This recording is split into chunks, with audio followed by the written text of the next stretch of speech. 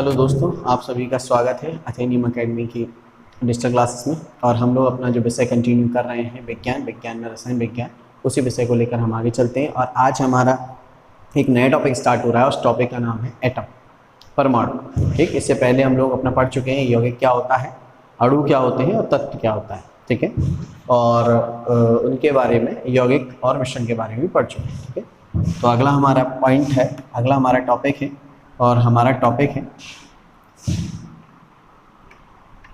परमाणु, एटम। यानी आज हम पढ़ेंगे हिस्ट्री ऑफ एटम। कि सबसे पहले हमें परमाणु के बारे में किसने बताया। तो लगभग अगर हम बात करें, फर्स्ट सबसे पहले इस पूरे विश्व में तो ऋषि कणाद हुए। ऋषि कणाद, इनके द्वारा सबसे पहले, यानी लगभग ये भारतीय ऋषि मुनि थे, 800 ईसा पूर्व, यानी बिफोर क्राइस्ट, ईसा मसीह के जन्म के 800 साल पहले इनके द्वारा बताया गया कि पदार्थ है, उस पदार्थ की सबसे सूक्ष्मतम इकाई, सबसे छोटी इकाई, यानी स्मॉलेस्ट यूनिट ऑफ मैटर्स कौन सी है, परमाणु है। यानी सूक्ष्म पदार्थ की सूक्ष्मतम इकाई कौन सी है आपकी, और सूक्ष्मतम इकाई है हमारी परमाणु, यानी कि एटम। इसको हम बोल सकते हैं स्मॉलेस्ट यूनिट ऑफ मैटर। ठीक है, ये कैसे। तो सबसे पहले इनके द्वारा बताया गया था, ये एक भारतीय ऋषि मुनि थे, लेकिन समस्या ये थी कि ये तथ्य कहीं हमें लिखे नहीं मिले। इनके बाद एक विद्वान आते हैं जिनका नाम है जॉन डाल्टन। हालांकि हम परमाणु के बारे में पहले पढ़ चुके हैं, जब हमने टॉपिक स्टार्ट किया था, साइंस का केमिस्ट्री स्टार्ट किया, सबसे पहले परमाणु से ही स्टार्ट हुआ। परमाणु मिलकर अणु बनाते हैं, अणु और तत्व बनाते हैं, अणु तत्व मिलकर यौगिक व मिश्रण बनाते हैं। तो अब हम बात करते हैं कि इसके बारे में हमें बताया किसने सबसे पहले। तो इनके बारे में हमें बताने वाले विद्वान थे ऋषि कणाद, जो एक भारतीय ऋषि मुनि थे। 800 ईसा पूर्व, यानी ईसा मसीह के जन्म के 800 साल पहले हमें सबसे पहले इन्होंने बताया था कि जो पदार्थ होते हैं उनका सबसे सूक्ष्म कण जो होता है उसे हम क्या कह देते हैं, परमाणु कह देते हैं।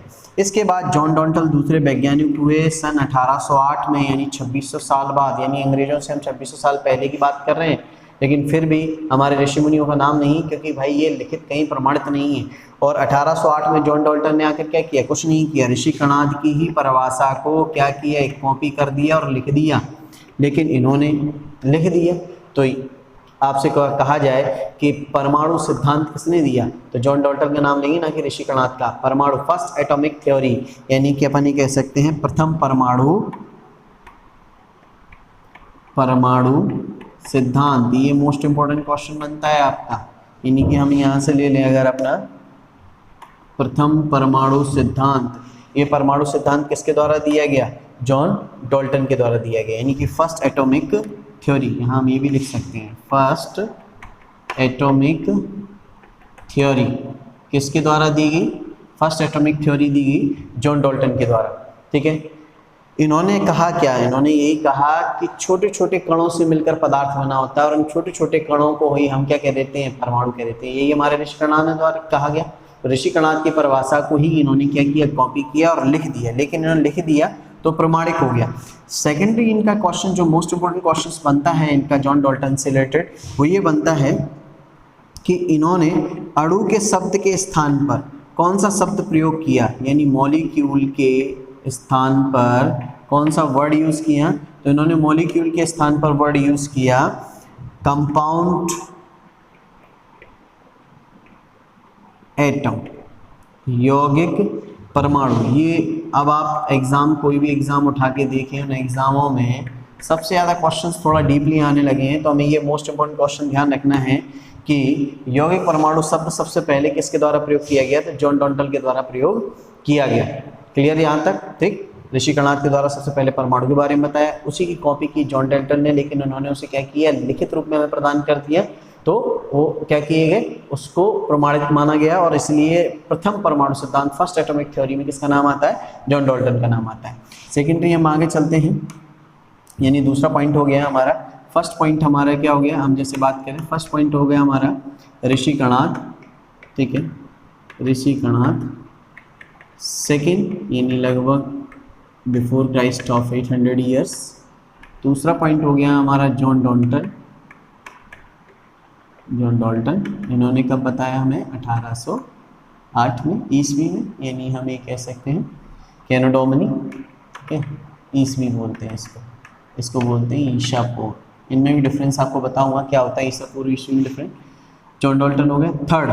थर्ड हमारे जो विद्वान हुए जॉन डॉल्टन के बाद में, वो विद्वान हमारे आए जे थॉमसन। क्या साइंटिस्ट का नाम था, जे थॉमसन। इस विद्वान के बारे में हम बात करते हैं, जे थॉमसन। तो जे थॉमसन हमारे जो विद्वान हुए, जे थॉमसन ने क्या किया, 1904 में एक सिद्धांत दिया जिसे plum pudding model, plum pudding actual में है क्या, तो प्लम पुडिंग जापान की एक स्वीट डिश है। क्या होता है एक्चुअल, उन्होंने बताया कि जो पदार्थ होता है उस पदार्थ में परमाणु जो होते हैं वो छोटे कणों के रूप में उस पूरे पदार्थ के अंदर बिखरे हुए होते हैं। एक लेयर होती है, उस लेयर के अंदर क्या होते हैं, छोटे पार्ट होते हैं, छोटे पार्ट बने हुए होते हैं जो पदार्थ के अंदर छोटे परमाणुओं के रूप में डले हुए होते हैं। ये बोला गया प्लम पुडिंग मॉडल। ये कहाँ मैंने बताया कि भाई ये कहाँ की मिठाई है, जापान की। तो जापान के फॉर्म में इनके सिद्धांत को प्लम पुडिंग मॉडल कहते हैं, लेकिन भारतीय रूप में इसी को तरबूज मॉडल कहा जाता है, तरबूज मॉडल कहा जाता है। इन्होंने बताया, एक क्वेश्चन यहाँ से मोस्ट इम्पोर्टेंट आता है कि आवेश वितरण के बारे में, आवेश वितरण, डिस्ट्रीब्यूशन ऑफ चार्ज, हम ये कह सकते हैं आवेश वितरण के बारे में सबसे पहले हमें किस विद्वान के द्वारा बताया गया, डिस्ट्रीब्यूशन ऑफ चार्ज। तो आप क्या बताएंगे कि सबसे पहले डिस्ट्रीब्यूशन ऑफ चार्ज हमें जो बताया गया वो किसके द्वारा बताया गया, जे थॉमसन के द्वारा बताया गया, ठीक है। तो इनके द्वारा बताया गया कि बाहरी लेयर या तरबूज के आधार पर ले रहे हैं तो बाहर की जो लेयर उसके अंदर काले जो बीज होते हैं, वो काले बीज हमारे क्या, ब्लैक जो सीड्स होते हैं वो हमारा क्या होते हैं, निगेटिव चार्ज होते हैं, निगेटिव चार्ज।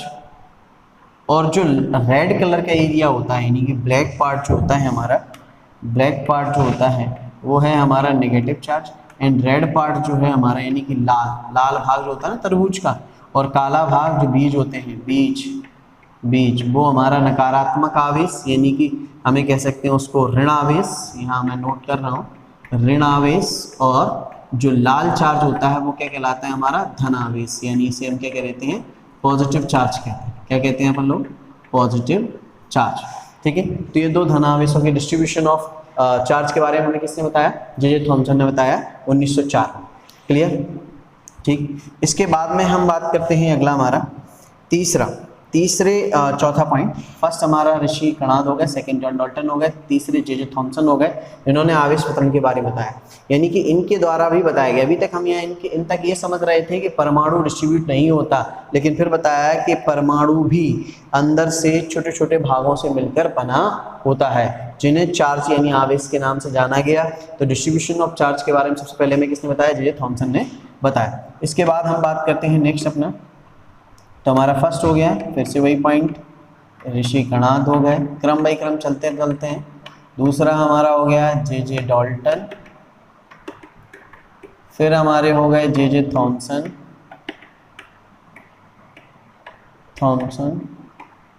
जॉन डॉल्टन और जे थॉमसन। यहाँ पर क्या है, जॉन डॉल्टन, ठीक है, और यहाँ जे थॉमसन। और चौथा तो इनका डेट था 800 BC, यहाँ था 1808 AD, और यहाँ पर था आपका 1904 AD।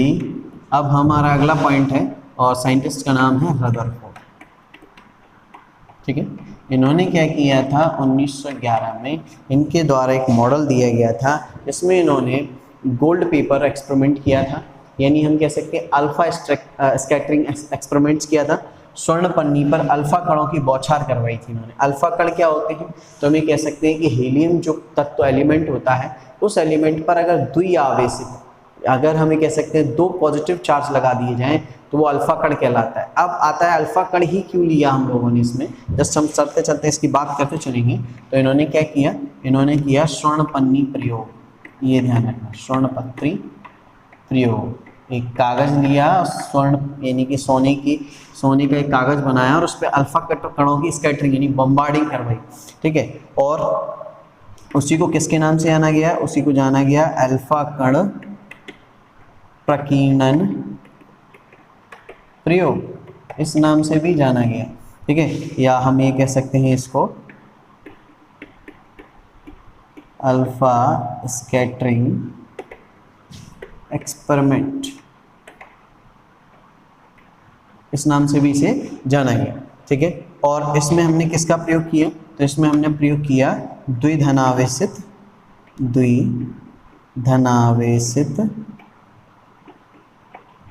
हीलियम परमाणु। अब द्विधनावेशित हीलियम परमाणु होते क्या हैं, जरा इसको यहाँ समझते हैं।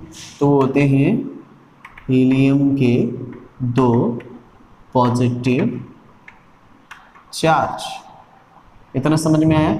यानी कि हम इसको ऐसे लिख सकते हैं 2He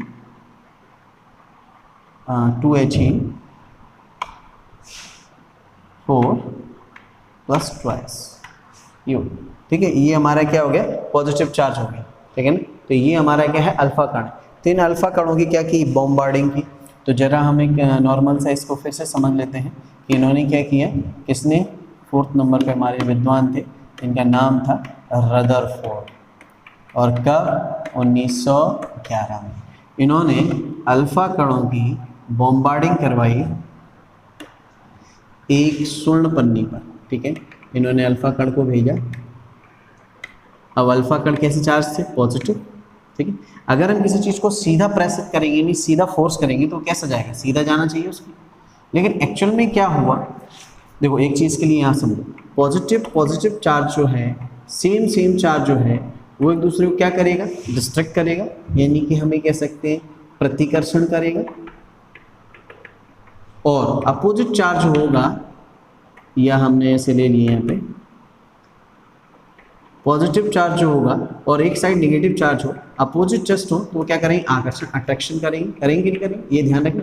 अब हुआ क्या कि हमने अल्फा कण को प्रेसित किया तो इसे सीधा जाना चाहिए था, भाई ये पॉजिटिव चार्ज था। क्या पॉजिटिव चार्ज था, मैंने भी बताया 2He4 पे होल ट्वाइस ये था, तो इसको सामने जाना चाहिए। लेकिन ये कहाँ गया, ये उस पेपर के कॉर्नर पर जमा हो गया, जाके कॉर्नर पर पहुंचा, ठीक है।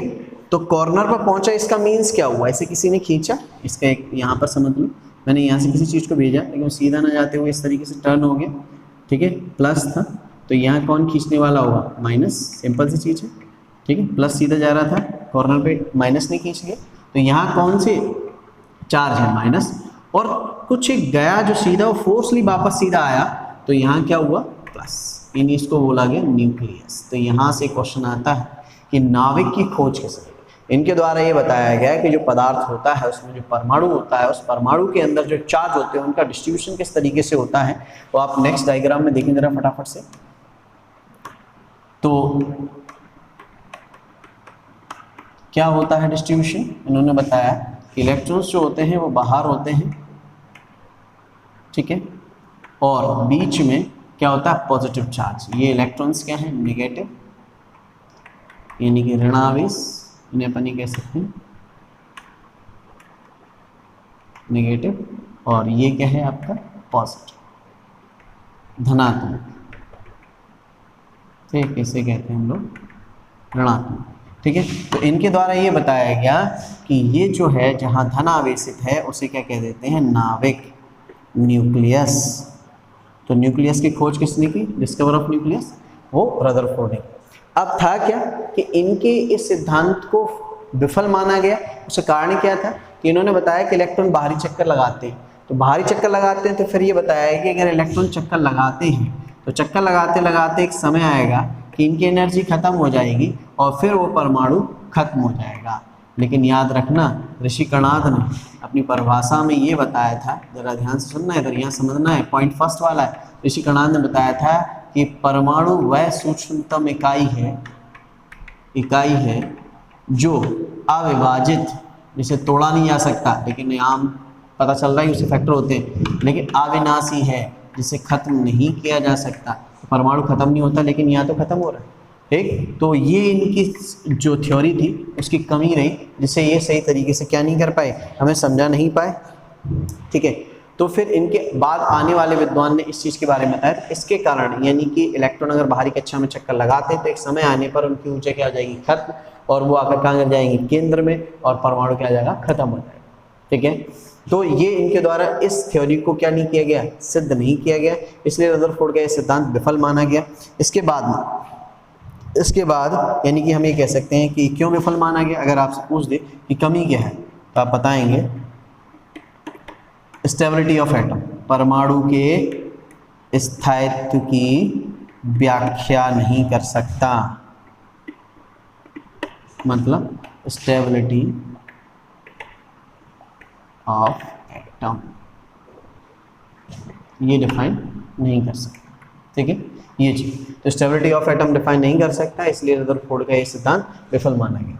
इसके बाद विद्वान का आना हुआ, तो फर्स्ट हमारा फिर से एक बार जस्ट ये रिपीट करना है, दिमाग में बैठता जाए जिससे बराबर। ऋषि कणाद ने हमें कब दिया, 800 ईसा पूर्व। फिर इसके बाद दूसरे हमारे आए जिनका नाम था जॉन डाल्टन, जिन्होंने इन्हीं की कॉपी की 1808 ईस्वी। फिर इसके बाद तीसरे हमारे विद्वान हुए जे थॉमसन, जिन्होंने सर्वप्रथम क्या किया, डिस्ट्रीब्यूशन ऑफ चार्ज आवेशों के बारे में बताया, कब, 1904 में। फिर इसके बाद आए रदरफोर्ड, इनके द्वारा क्या बताया गया कि जो चार्ज होते हैं उन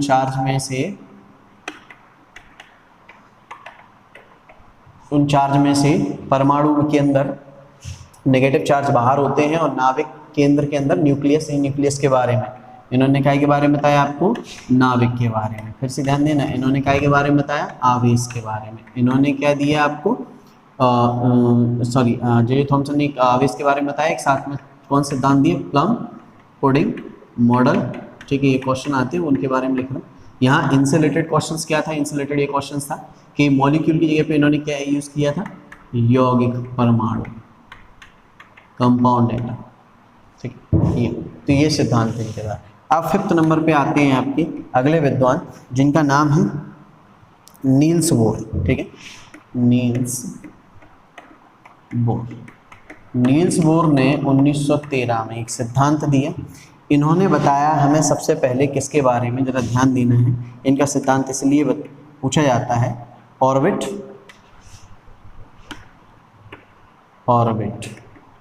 या सेल, या हम इसे बोलते हैं कक्षा या कोष, इसके बारे में।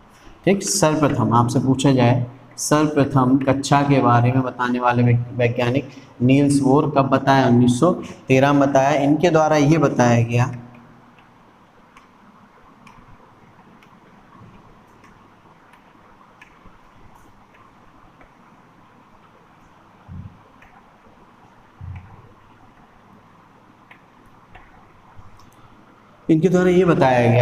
कि न्यूक्लियस के अंदर यानी नाभिक के अंदर पॉजिटिव चार्ज होता है, और बाहरी कक्षाओं में चक्कर लगाने वाले क्या होते हैं, इलेक्ट्रॉन्स। और इनकी अलग अलग कक्षाओं में चक्कर इसलिए लगाते हैं कि जितनी इनकी ऊर्जा होती है, जितनी इनकी क्षमता होती है, उसके हिसाब से ये क्या करते हैं, उस कक्षा में चक्कर लगाते हैं। अब ये ऊर्जा खर्च क्यों नहीं होती, तो आपने पढ़ा होगा एक थ्योरी के बारे में, जानते हो कि ये कक्षाएं कैसी हैं, वृत्तीय कक्षाएं।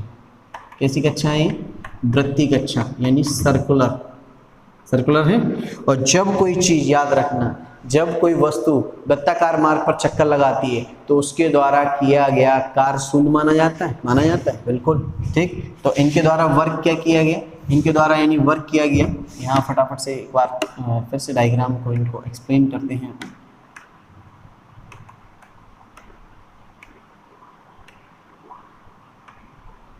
किसके द्वारा समझ रहे हैं हम लोग, नील्स बोर के द्वारा। ठीक है, 4th साइंटिस्ट, सॉरी 5th है, 5th साइंटिस्ट है।